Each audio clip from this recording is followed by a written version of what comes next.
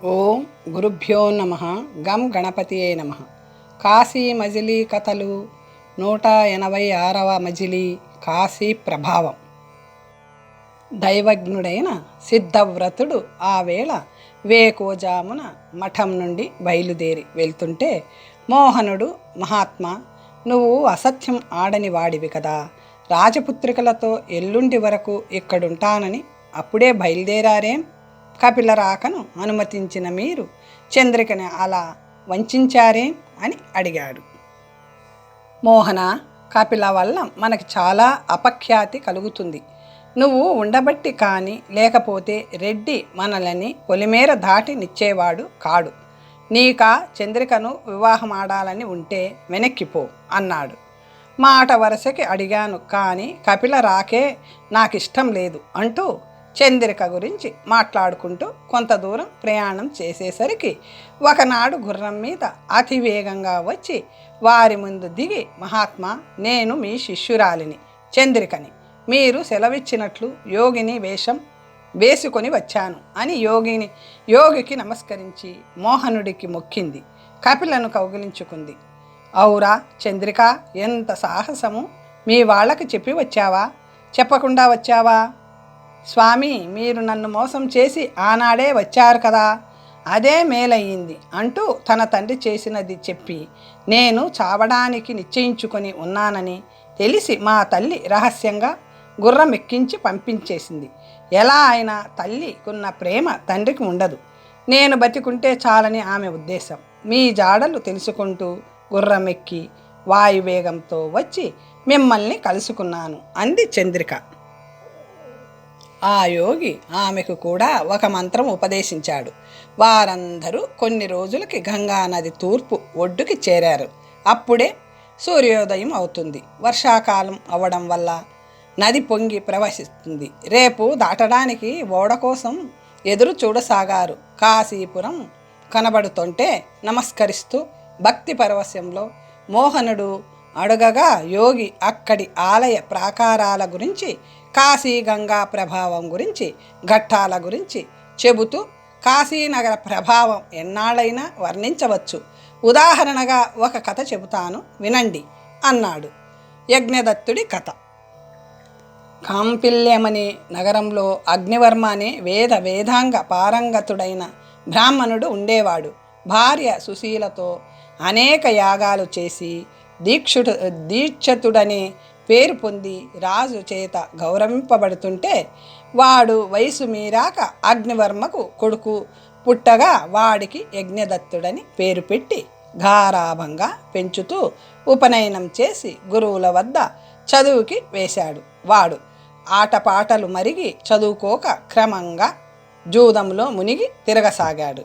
అగ్నివర్మ ఎప్పుడు తన మనులలో మునిగి కుమారుడి ప్రవర్తనను గమనింపక కొడుకు గురించి భార్యని అడిగేవాడు. ఆమె పుత్రప్రేమ కొద్దీ వాడి దుష్ట చేష్టలన్నీ దాచి చదువుతున్నాడని, సంధ్య వార్చుతున్నాడని అబద్ధాలు చెప్పడమే కాక, జూదంలో వాడు ఓడిపోయిన బాకీలు తీర్చడానికి తన నగలు ఇచ్చి సర్దేది. భోజనానికి వచ్చినప్పుడు కొడుక్కి చెడ్డ పనులు మానమని నీతులు చెప్పేది. అతనేమి మాట్లాడకుండా అలాగే అని తల ఊపి అవతలికి వెళ్ళాక మళ్ళీ మామూలుగానే ప్రవర్తించేవాడు. ఒకనాడు అగ్నివర్మ రాజసభ నుంచి ఇంటికి వస్తూ దారిలో ఒక జూదరి వేలుకి తన రత్నపు ఉంగరం ఉండడం చూసి, ఇది నా ఉంగరం నీ వేలుకి ఎలా వచ్చింది అని అడిగాడు. అయ్యా, దీన్ని మీ కొడుకు జూదంలో నాకు ఓడిపోయాడు. అతని పనులు మీకు తెలియవు కాబోలు. ఇదే కాదు, వస్తువులన్నీ జూదరులు అధీనమయ్యాయి అన్నాడు. అతను సిగ్గుపడి కోపంగా ఇంటికి పోయి భార్యని పిలిచాడు. ఆ వేళ నాకు తలంటుతూ నా వేలి ఉంగరం సరదాగా లాక్కున్నావు, జ్ఞాపకముందా? అది తీసుకురా, పనుంది అన్నాడు. అందుకామె, మీ ఉంగరం ఎక్కడికి పోలేదు, పెట్టెల్లో దాచాను, మడికట్టుకున్నాను, వంట సగంలో ఉంది, ఆనక తీసిస్తాను అంది. ఓహో, ఎంత సత్యసంధురాలివి, ఎంత మంచి కొడుక్కి తల్లివి.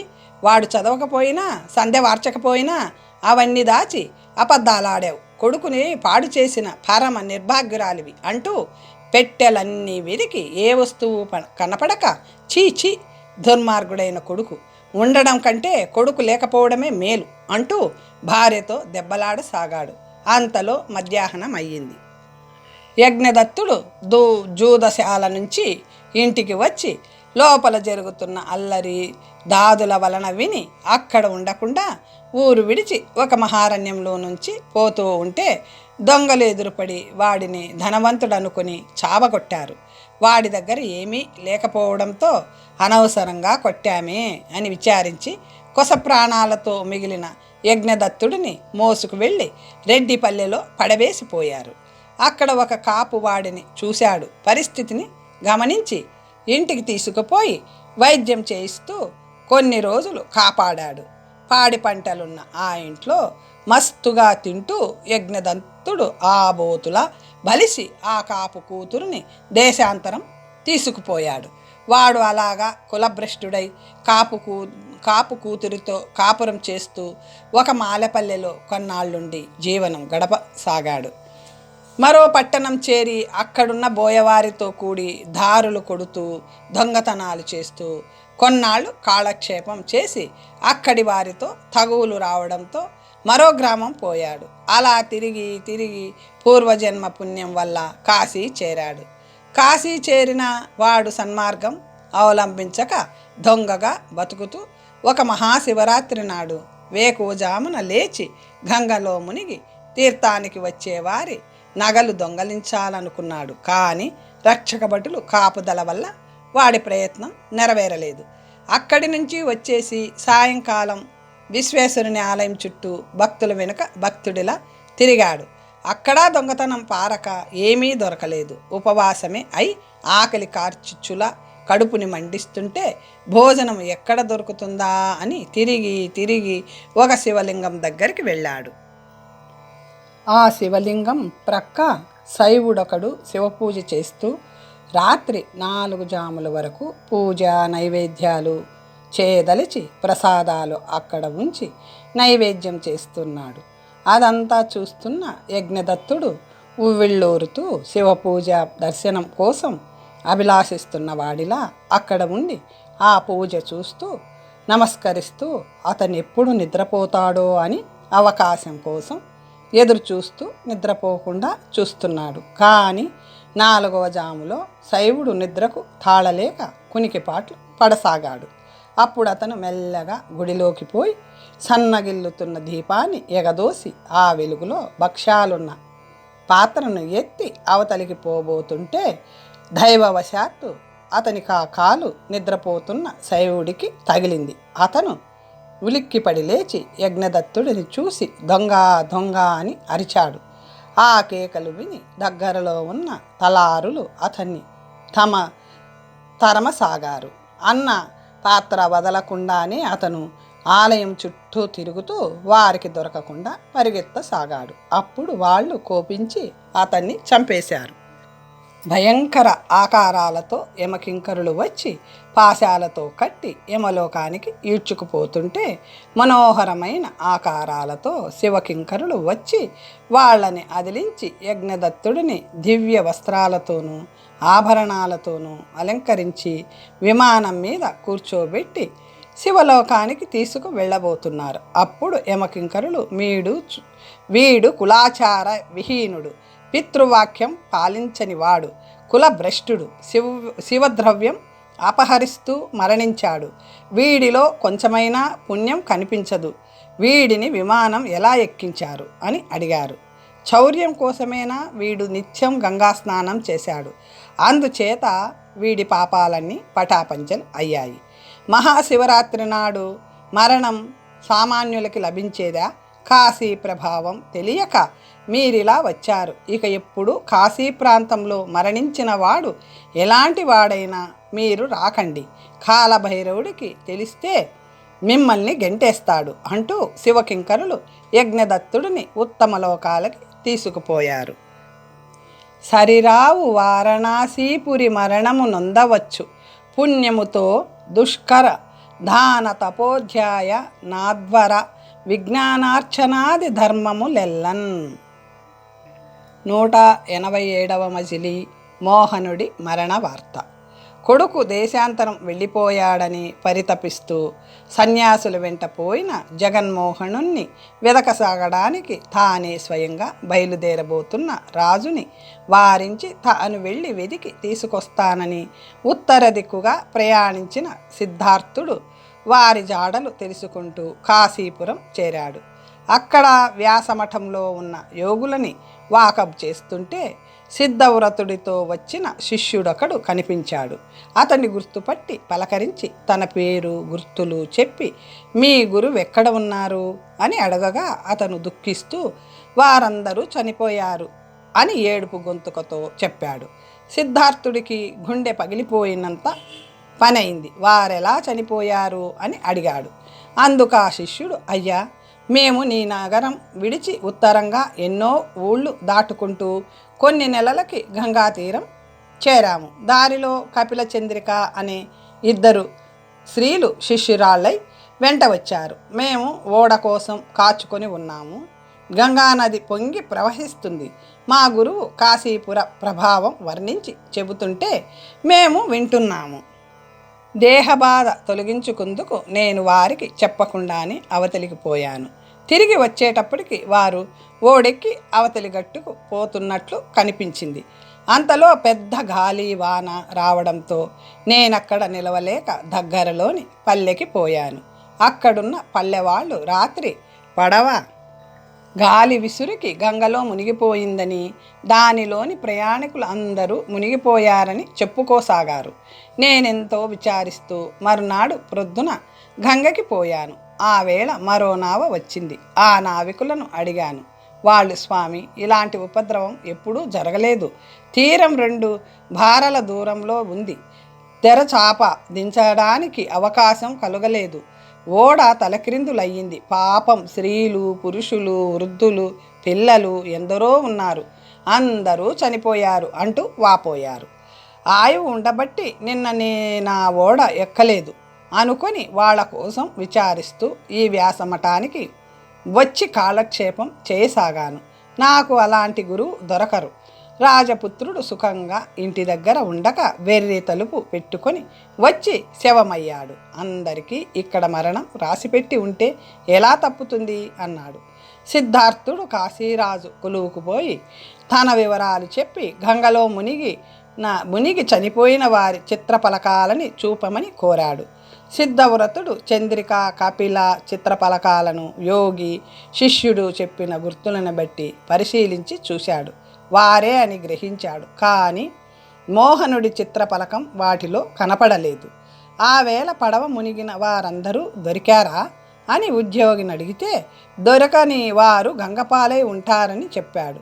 తన స్నేహితుడు సముద్రం పాలై ఉంటాడని దుఃఖిస్తూ ఇంటికి పోలేక విషయమంతా ఇంద్రమిత్రుడికి పత్రిక రాసి పంపాడు. పిచ్చివాడిలా ఊరూరు తిరగసాగాడు.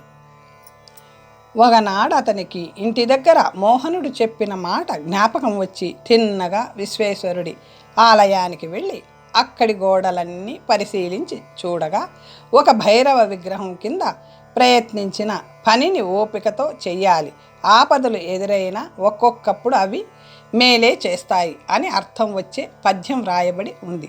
అది మోహనుడే రాశాడని గ్రహించి ఆలోచనలో పడ్డాడు. మోహనుడు ఈ పద్యం ఎప్పుడు రాశాడు?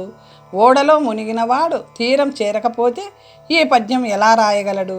ఆశ్చర్యంగా ఉంది. దీనిని బట్టి చూస్తే అతను బతికే ఉండాలి. ఈ రాత ఇతనిదే అనుకుంటూ కొన్నాళ్ళు కాశీపురంలో ఉండి అతని కోసం వెతకసాగాడు. దేవకన్యల కథ. సిద్ధార్థుడు ఒకనాడు కాశీపురం వీధులలో తిరుగుతుంటే ఒక బండి వెనక జనం మూగి దేవకన్యలు దేవకన్యలు అని అరుస్తున్నారు. అతను కూడా ఆ గుంపులో చేరి వాళ్ళని చూడసాగాడు. ఆ బండిలో 2 స్త్రీలు తెర వేసుకొని పోతున్నారు. తెరసందులో నుంచి వారిని జనం వింతగా చూస్తున్నారు. ఆ స్త్రీలు పొద్దున్న గంగా స్నానం చేసి విశ్వేశ్వరుని దర్శించి బసకి పోతున్నారు. వాళ్ళు స్నానం చేస్తున్నప్పుడు చూసిన వారు వారికి దేవకన్యలని పేరు పెట్టారు. బండిలో ఉండడం వల్ల వారి రూపాలు సరిగా కనపడడం లేదు. బండి దిగి బసకి పోతున్నప్పుడు మెరుపు తీగల తళుక్కుమని దేవతలలాగే అనిపించారు. విశ్వేశ్వర స్వామిని దర్శించుకుందుకు దేవతలు కూడా వస్తారని ప్రతీతి. వారిని మరోసారి చూసి సిద్ధార్థుడు ఆ బండివాడి వెనుక కొంత దూరం వెళ్ళి వారి గురించి అడుగగా అతను, స్వామి, వీరెవరో నేనెరుగను. ఆ ఇద్దరు స్త్రీలకి ఆయన భర్త కాబోలు 3 గంటలకి బండి తెమ్మన్నారు అని చెప్పి పోయాడు. ఆ వేళ జనానికి ఎలా తెలిసిందో బండి చుట్టూ మూగేశారు. పురుషుడు తనతో పాటు ఆ పెట్టి బండిలో స్త్రీలను ఎక్కించాడు. అప్పుడు సిద్ధార్థుడు ఆలోచించి మోహనుడు కాశీయాత్ర వచ్చి ఓడతో మునిగిపోయాడని, తాను అతని మిత్రుడు సిద్ధార్థుడని వివరంగా రాసి ఆ పత్రికని మడిచి బండి కిటికీలో నుంచి లోపలికి తోశాడు. 10 నిమిషాలలో బండి ఆపించి దానిలోని పురుషుడు తల బయటికి పెట్టి సిద్ధార్థుడెక్కడా అని అడిగాడు. దగ్గరలోనే ఉన్న సిద్ధార్థుడు బదులు పలకగా రండి రండి అని బండి ఎక్కించి తన పక్కన కూర్చోబెట్టుకున్నాడు. ఆ స్త్రీలని చూడాలని ఉన్న మొహమాటపడి దృష్టి మరల్చుకొని ఇతనెవరో మంచివాడిలా ఉన్నాడు, సంశయించకుండా ఆడవాళ్ల ఎదుట కూర్చోబెట్టాడు అనుకున్నాడు. వాళ్ళు సిద్ధార్థుడిని నవ్వు మొహంతో చూడసాగారు. అప్పుడు సిద్ధార్థుడు ఎలాగో గొంతు పెగల్చుకొని, మహాపురుష, నువ్వు నా ప్రాణమిత్రుడు జగన్మోహనుడిలా ఉన్నావు. గంగలో మునిగి స్వర్గానికి వెళ్ళి అక్కడ దేవతాకన్యలను పరిగ్రహించి ఈ పుణ్యభూమిని చూడవచ్చావేమో. వీరు మానవకాంతలు కారని స్పష్టంగానే తెలుస్తుంది. మీ వృత్తాంతం చెప్పి ఆనందం కలిగించండి అన్నాడు. ఆ పురుషుడు ఏమీ మాట్లాడకుండా ఉండిపోవడం చూసి ఇద్దరు స్త్రీలలోనూ ఒకరు, మనోహర, వారేదో అడుగుతుంటే మాట్లాడరేం అని హెచ్చరించగా అతను, చెప్పడానికేముంది, అతను ఊహించినది నిజమే అన్నాడు. సిద్ధార్థుడు ఆ కంఠస్వరం గుర్తుపట్టి సంతోషం పట్టలేక, మోహనుడే, నా ప్రాణమిత్రుడు మోహనుడే అనుకుంటూ వివసుడవుతుంటే అతను సిద్ధార్థ అని పిలిచి అతన్ని పట్టుకొని సేద తీర్చాడు. లే, నేను నీ ప్రియమిత్రుడిని, జగన్మోహనుడిని. నువ్వన్నట్లే స్వర్గానికి వెళ్ళి వచ్చాను. నా కోరిక తీరిందిలే అనేసరికి సిద్ధార్థుడు లేచి, ఇవాళ ఎంత మంచి రోజు, ఎంత ధన్యుడినయ్యాను అంటూ అతన్ని కౌగిలించుకొని, మిత్రమా, నీ వృత్తాంతం వినే వరకు నాకు చాలా తొందరగా ఉంది. ఎలా బతికావు? ఈ కాంతలెవరు? ఎక్కడి వాళ్ళు అని అడిగాడు. అది అంత తొందరగా తేలేదా?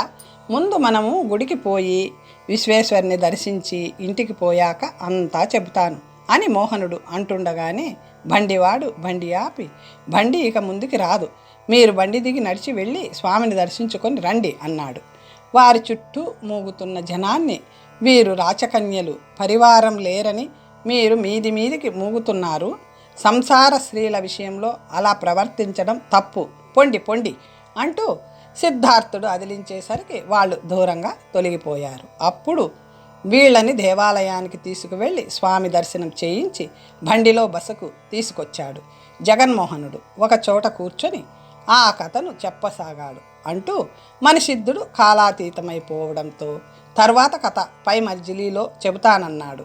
కథల కుతూహలుడైన గోపాలుడు, అలాగే గురువుగారు అంటూ కావడి సర్దుకొని పై మజిలీకి ప్రయాణం సాగించాడు.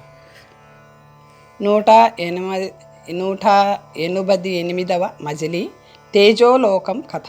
ఓడ మునిగే వరకు కథ తెలిసిందే. ఓడలోకి నీరు వచ్చి అది బుడంగున మునిగిపోయింది. నేను గంగలో పడి కొట్టుకుపోసాగాను. అంతిమ గడియలు వచ్చేశాయని నిశ్చయించుకొని కాశీ విశ్వనాథుణ్ణి మనసులో స్మరించుకుంటూ, మహేశ, నీ నగర దర్శనం చేసుకున్నా నాకు ఈ దుర్మరణం తప్పింది కాదు.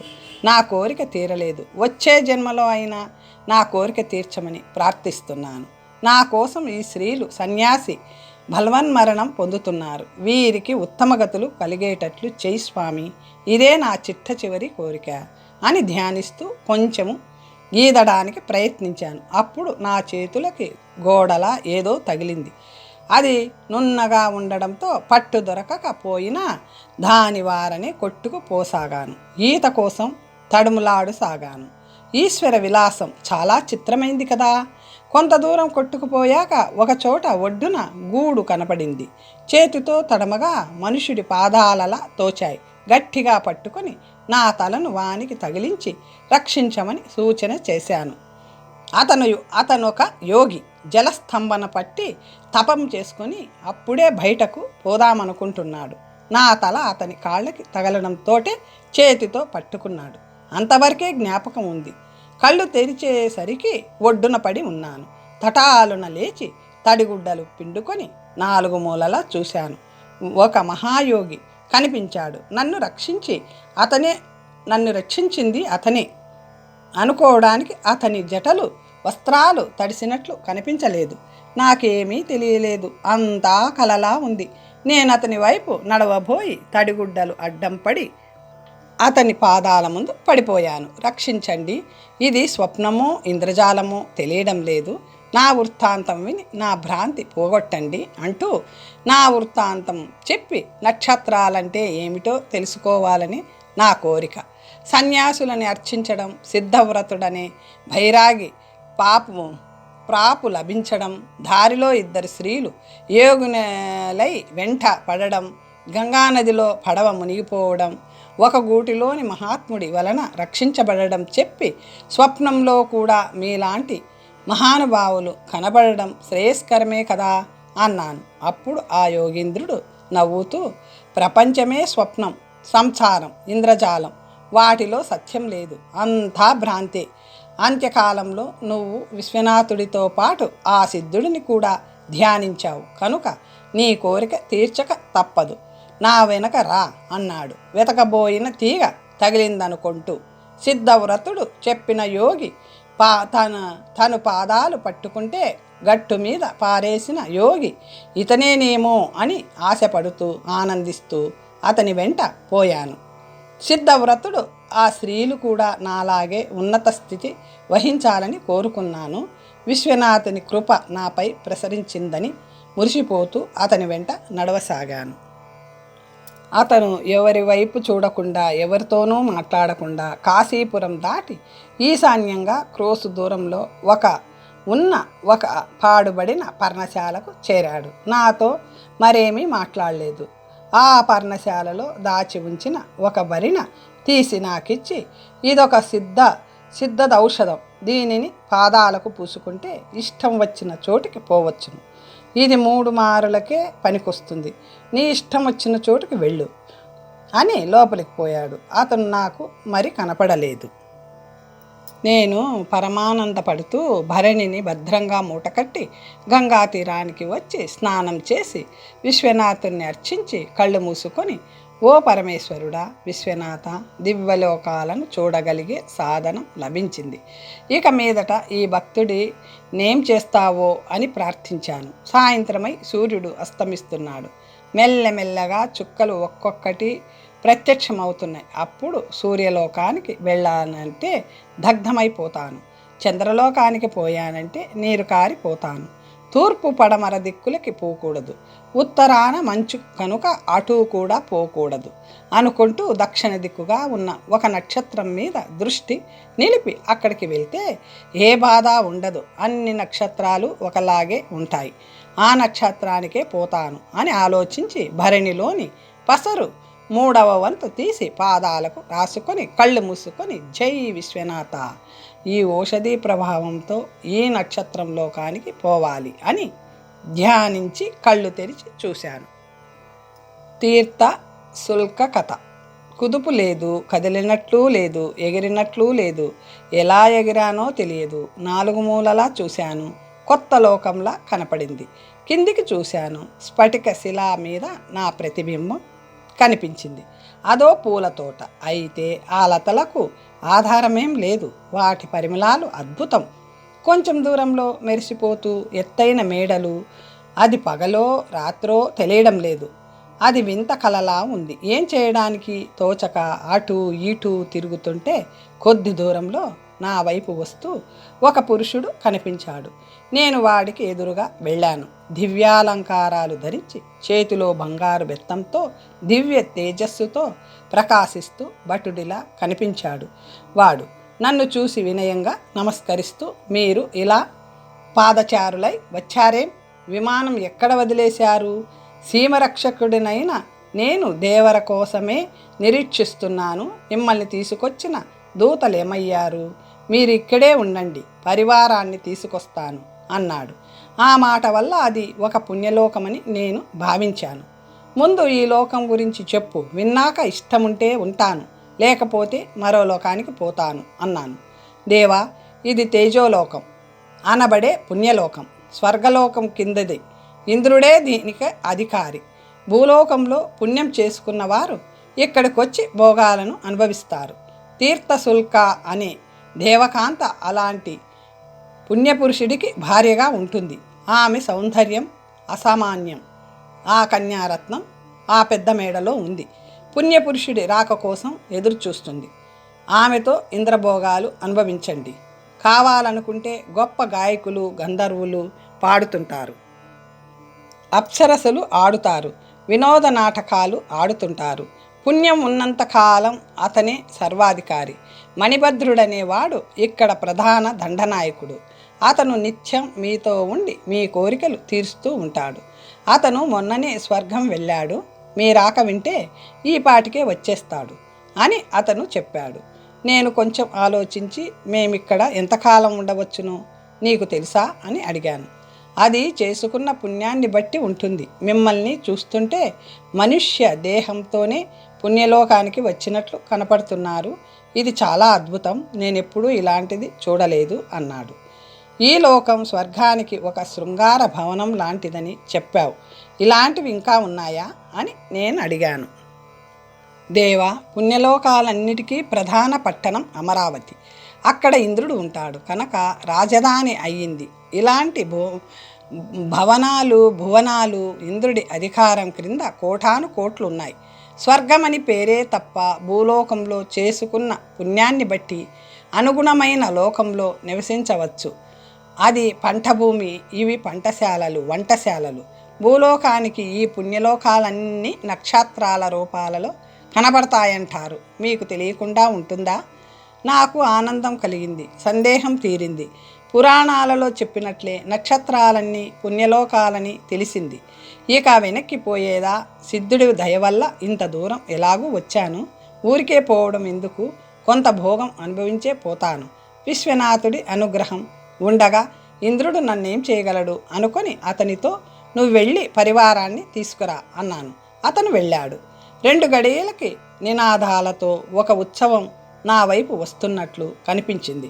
రత్నాలతో తాపితం చేయబడిన విమానం మేడంతా ఉంది. దాని ముందు మంగళ వాయిద్యాలు, పక్కన అప్సరసలు నాట్యాలు, ఒక పక్క గంధర్వుల సంగీతం, వాయిద్యాలు. విమానం మధ్యన 2 పీఠాలున్నాయి. ఒకదానిపై చక్కగా అలంకరించుకున్న తీర్థశుల్క అనే దేవకాంత కూర్చొని ఉంది. ఆమెకు 2 ప్రక్కల దాసీలు వింజామరలు వీస్తున్నారు. ఆ విమానం నాకు 10 బారల దూరంలో నిలబడి ఉంది. ఆ పరిచారికలు 100 కొందరు ముందరకొచ్చి మంగళహారతులు పాడుతుంటే కొందరు నా పాదాలు కడిగారు. దివ్య వస్త్రాలతో అలంకరించారు, గంధం పూశారు. అలా ఉపచారాలు జరిగాక ఆమె విమానం దిగివచ్చి నా పాదాలకు నమస్కరించి నువ్వే నా భర్తవి అంటూ నన్ను వరించి నా మెడలో పూలమాల వేసింది. అందరూ చప్పట్లు కొట్టారు. ఆమె నన్ను తీసుకువెళ్ళి కుడివైపు పీఠం మీద నన్ను కూర్చోబెట్టింది. 2వ దాని మీద తాను కూర్చున్నాక విమానం పట్టణం వైపు నడవసాగింది. గంధర్వ కన్యల మేళం, అప్సరసల మేళం, కిన్నెరల మేళం 3 ముందు నడుస్తూ వంతుల వారిగా ఒక్కొక్కటి ఆడసాగాయి. ఆ వైభవం ఎంత గొప్పదో! ఏ స్త్రీని చూసినా సౌందర్య రాసే. అలాంటి భోగం ఒక్కరోజు అనుభవించినా చాలు. తరువాత ఇంద్రుడు శిక్షిస్తే శిక్షించని. ఆ వైభవం ఎంత గొప్పదో! ఏ స్త్రీని చూసినా సౌందర్య రాసే. ఇలాంటి భోగం ఒక్కరోజు అనుభవించినా చాలు. తరువాత ఇంద్రుడు శిక్షిస్తే శిక్షించని అనుకున్నాను. అలాగ నన్ను ఆ పెద్ద మేడకు తీసుకువెళ్ళి స్వాగత సత్కారాలతో లోపల ప్రవేశపెట్టారు. అక్కడ గోడలు, గచ్చులు, అద్దాలు అన్నీ రత్నాలు, మాణిక్యాలు, వజ్రాలే. గానం, వినోదం అయ్యాక శృంగార రస ప్రధానమైన దేవలోకం నాటకం ప్రదర్శించమన్నాను. అది చూశాక నాలో మదనావేశం పొంగి వారిని పంపించేసి తీర్థశుల్కతో చట్టాపట్టలు వేసుకొని కేళీ సౌదానికి వెళ్ళాను. ఆ విశేషాలు ఎన్నాళ్ళు చెప్పినా పూర్తి కావు. ఎన్ని రకాల శృంగార చిత్రాలో, కామసూత్ర పాఠాలు, పలికే చిలకలు, జల యంత్రాలు, వెన్నెలలు, శృంగార ఇంద్రజాలాలు ఆమెను శయ్య మీదకి లాక్కొని మదన క్రీడలు సలుపుతుంటే నా నోములు ఫలించాయి. నేటికి నీ ఆశ్రయం పొంది ధన్యురాలిని అయ్యాను అంది. నేను నవ్వుతూ, నీ వేశ్య వ్యవహారాలు ఎవరికి తెలియవు, ఇంతకుముందు ఎందరితో ఇలా అన్నావో అన్నాను ఆక్షేపిస్తూ. నేను అలాంటి దాన్ని కాను, ఇంతవరకు ఎవ్వరిని ముట్టుకోలేదు, మీ పాదాల తోడు. 1 ఏడాది కిందటే ఇక్కడికి వచ్చి మిమ్మల్నే ధ్యానిస్తున్నాను. నా వృత్తాంతం తరువాత చెబుతాను, ఇప్పుడేమీ అడక్కండి అని తన మాటలతో నన్ను నమ్మించింది. నేను ఆనంద పరవశంలో 3 రోజులు ఒక్క గడియలా గడిపాను. 4వ రోజు దేవలోకం నుంచి మణిభద్రుడు రాగా, సీమ రక్షకుడు, ఇంత ఆలస్యం చేశావే, పుణ్యపురుషుడు వచ్చి 3 రోజులయ్యింది, భోగాలు అనుభవిస్తున్నాడు అన్నాడు. అతను తెల్లబోయి, ఏమిటి, ఆ పుణ్యపురుషుడు ఇంద్రుడికి తెలియకుండా ఎలా వచ్చాడు, అతనెవడు, ఎవరి అనుమతితో వచ్చాడు, వింతగా ఉందే. వారణాసీపురంలో ఒక యాత్రికుడు రేపు మృతి చెందుతాడట. అతన్ని విమానంలో తీసుకువచ్చి ప్రవేశపెట్టమని దూతలను ఆజ్ఞాపిస్తూ ఇంద్రుడు నన్ను చూసి, నువ్వు పో, అతను రేపు మీ లోకానికి వస్తాడు, తీర్థ శుల్కతో భోగాలు అనుభవిస్తూ 10 సంవత్సరాలు మీ లోకంలో ఉంటాడు, అతనికి ఉపచారాలు చెయ్యి అన్నాడు. మరి మధ్యలో వీడెలా వచ్చాడు, సరే వాడినే అడిగి నిజం తెలుసుకుంటాను అని అతను నా మేడకి వచ్చాడు. నేనప్పుడు విద్యాధరుల సంగీతం వింటూ, వాడు నాతో మాట్లాడడానికి అవకాశమే ఇవ్వలేదు. అతను చివరకు నాకు మ్రొక్కి, అయ్యా మీరెవరు, ఎవరి ఆజ్ఞ మీద ఈ పుణ్యలోకానికి వచ్చారు అంటూ అడిగి పరిస్థితి వివరించాడు.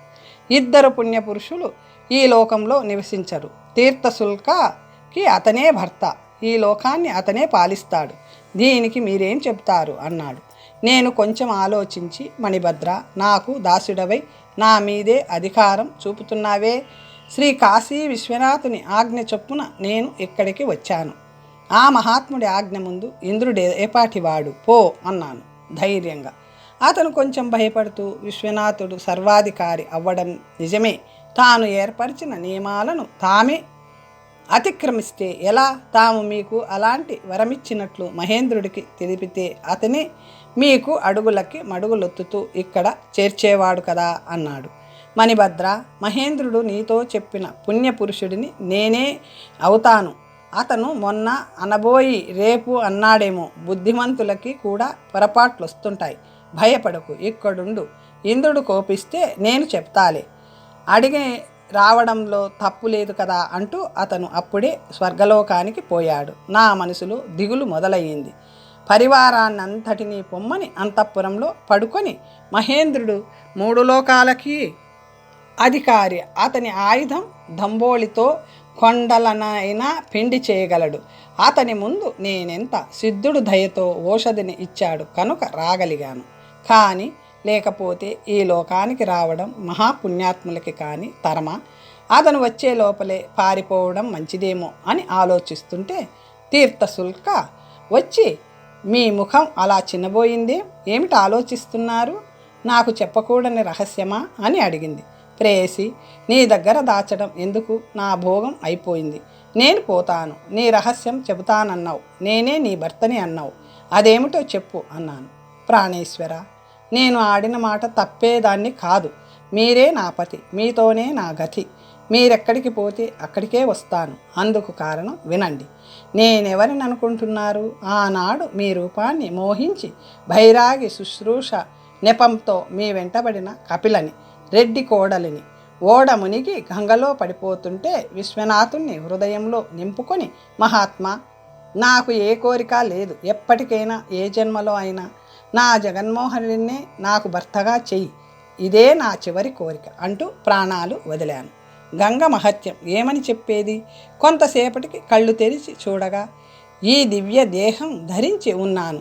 2 పురుషులు నన్నొక విమానం మీద కూర్చోబెట్టి స్వర్గలోకానికి తీసుకుపోయి ఇంద్రుడి ముందు నిలబెట్టారు. వారు నా వృత్తాంతం చెప్పి విశ్వేశ్వరుడిని ప్రార్థిస్తూ, ప్రాణం వదలడం వల్ల దీనికి అప్సరస జన్మ వచ్చింది, ఏ లోకంలో ఉంచాలో సెలవు ఇవ్వండి అన్నారు. ఇంద్రుడు కొంచెం ఆలోచించి ఆ జ్ఞాపకం వచ్చింది. తేజోలోకంలో ఉన్న తీర్థ శుల్కకి కొన్ని నెలలు సెలవిచ్చాం. అది వచ్చే వరకు దీనికి ఆ అధికారం ఇచ్చాం. ఇది ఉత్కృష్టమైన పుణ్యం చేసింది. తేజోలోకానికి అధికారిని చెయ్యండి అన్నాడు. కింకరులు ఆ విమానం మీదే నన్ను ఈ లోకం తెచ్చి వదిలిపోయారు. మర్నాడే మీరు వచ్చారు. నా వెనకటి వృత్తాంతం చెబితే ఇప్పటి గౌరవం ఉండకపోవచ్చునని మీకది చెప్పలేదు. మిమ్మల్ని అప్పుడే గుర్తుపట్టాను. మీరిక్కడికి ఎలా వచ్చారు? నాలాగే మృతి చెంది నా కోరిక తీర్చడానికి ఈ రూపంలో వచ్చారనుకుంటున్నాను అంది. నేను నా కథ ఆమెకు చెప్పి నా రహస్యం ఇంద్రుడికి తెలిస్తే నన్ను శిక్షిస్తాడు కనుక నేను ఇంటికి పోతాను. నువ్వు వస్తావా? స్వర్గభోగాలు అనుభవిస్తూ ఇక్కడే ఉంటావా అని అడిగాను. చాలు చాలు, మీరు లేకపోతే నాకు ఈ భోగాలతో పని లేదు, మీతో వస్తాను అంది. నిశ్చయంగా నేను ఆమెను కౌగిలించుకొని ఆ పసరు పాదాలకి రాసుకొని ఇంటికి పోదామా అనుకుంటుంటేనే మరొక చోటుకి పోయే అవకాశం ఉంది కదా. ఇంకొక నక్షత్రలోకం చూసి అక్కడి నుంచి ఇంటికి పోతాను. ఓషధిని వృధా చేయడం ఎందుకు అనుకొని పడమటి దిక్కున ఉన్న ఒక చుక్కని గురి చూసి అక్కడికి పోవాలనుకుంటూ కళ్ళు మూసుకున్నాను. కళ్ళు తెరిచేసరికి ఆ అద్భుతమైన ప్రదేశానికి చేరాము. ప్రయాణానికి వేలవ్వడంతో కథ చెప్పడం ఆపాడు మనిషిద్దుడు. తరువాత కథ వచ్చే భాగంలో తెలుసుకుందాం. ఓం స్వస్తి.